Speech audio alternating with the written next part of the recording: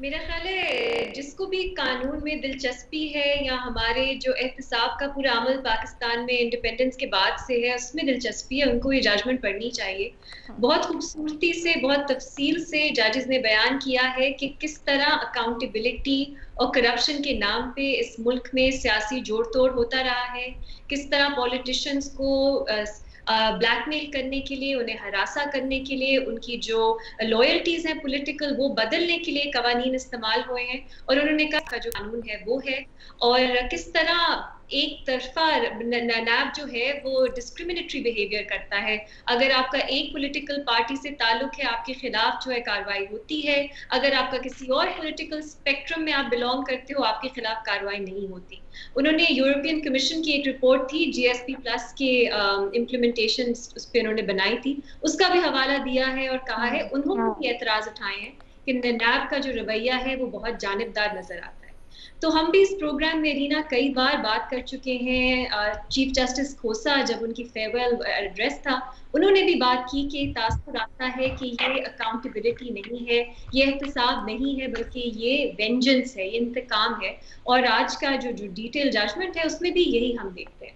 तो मेरा ख्याल है ये बहुत एक अहम पॉइंट है इस जजमेंट का। और इस पे मजीद अभी हमें मेरा ख्याल है डिस्कोर्स की जरूरत है कि हमें नैब का जो कानून है वो चाहिए ही क्यों।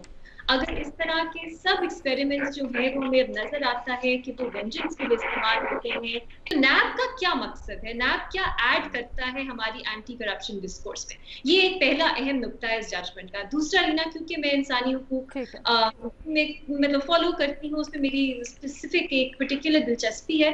इस जजमेंट में उसके हवाले से भी बहुत खूबसूरती से उन्होंने बात की है। अब उन्होंने देखिए एक समराइज जो मैं करती हूँ, उन्होंने कहा है कि हम अक्सर एंड्स की तरफ जाते हैं, हमें एक पॉलिटिकल आउटकम चाहिए होता है, हम देखते नहीं है प्रोसेस क्या है और उस प्रोसेस में किस तरह इंसानी हुकूक जो है उनकी पामाली होती है। अब आप देख लें, सब चाहते हैं कि करप्शन की अकाउंटेबिलिटी हो इस मुल्क में, लेकिन उसका ये मतलब नहीं है कि आप लोगों को सिर्फ शक की बुनियाद पे कई कई महीने जो है डिटेंशन में रखो। आप उनकी, उन्होंने इज्जत कब की बात की है, उनकी रेप्यूटेशन की बात की है, उस टॉर्चर की बात की है जो आप गुजरते हो। अगर आपके खिलाफ केस इतना कमजोर है लेकिन आपको कई कई महीने जो है वो डिटेंशन में रखा हुआ है। सो ये जो लिबर्टी, आजादी का कॉन्सेप्ट है, उन्होंने कहा है कि जब तक एज ए सोसाइटी हम इसको वैल्यू नहीं करेंगे, कवानीन में जो तरह है वो उस तरह से रिजल्ट्स नहीं देंगी। तो मेरा ख्याल है ये बहुत खूबसूरती की बात है इस जजमेंट में कि उन्होंने हमें, जजेस ने कहा है कि हम इसकी तरफ भी तवज्जो दें, सिर्फ ये ना देखें कि हमें बस अकाउंटेबिलिटी चाहिए, हमें सजाएं चाहिए, हमें सजाए मौत चाहिए, बल्कि देखें कि वो प्रोसेस क्या है, क्योंकि वो सिर्फ एक शख्स की इंसानी हुकूक के बारे में नहीं होता, वो पूरी एक सोसाइटी में हम किस तरह इन वैल्यूज की कदर करते हैं उसकी भी, उसको भी आइडेंटिफाई करता है। तो मेरा ख्याल है ये बहुत खूबसूरत चीजें जजमेंट में।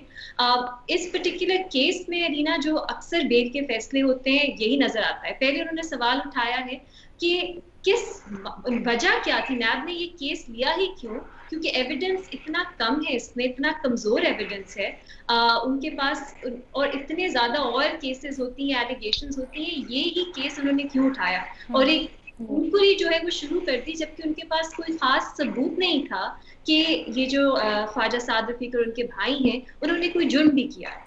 तो जैसा बेल के फैसलों में होता है, उन्होंने कहा एविडेंस कमजोर है, और उन्होंने कहा है कि जो सजा से पहले या ट्रायल से पहले डिटेंशन होती है वो एक सजा ही होती है। तो बहुत केयरफुली, जब तक आपके पास प्रूफ ना हो कि आपको डेप्रिवेशन जो है या लोगों को जेल में रखना जरूरी है, आपको ये साबित करना है कि ये जरूरी है, ये नेसेसरी है, ये प्रोपोर्शनेट है और ये रीजनेबल है।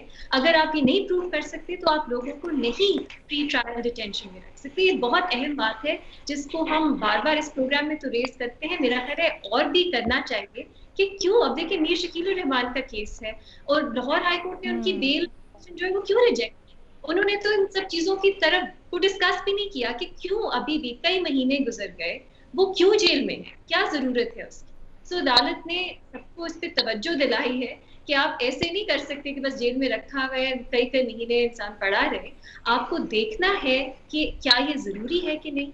और बहुत से और केसेस हैं जिसमें मेरा ख्याल है यही स्टैंडर्ड अप्लाई करके लोगों को बेल्स मिलनी चाहिए।